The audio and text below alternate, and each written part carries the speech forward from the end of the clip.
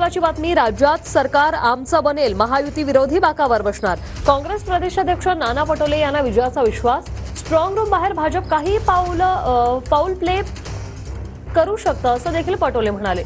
भाजपनं पैशांच्या बळाचा जोरदार वापर केला असं नाना पटोले यांनी म्हटलंय.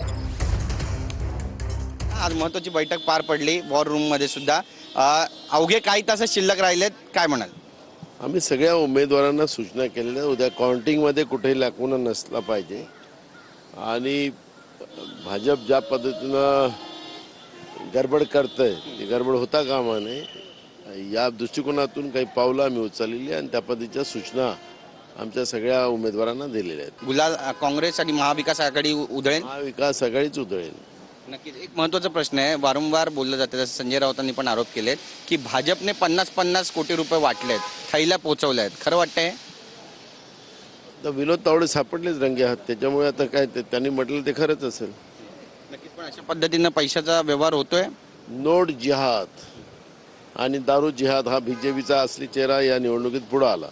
नाना भाऊ, निवडणूक आयोग ज्या पद्धतीनं आकडेवारी समोर आणते याबद्दल काय म्हणाल? कारण निवडणुकीचा जो टक्का होता तो आता बदललेला आहे. 70C फॉर्म आमच्याजवळ आहे आणि 70C फॉर्मच्या व्यतिरिक्त जास्त मतं होत असतील तर निश्चितपणे गडबड. कॅमेरा पर्सन प्रेम मात्रेसह गिरीश गायकवाड, TV9 मराठी, मुंबई.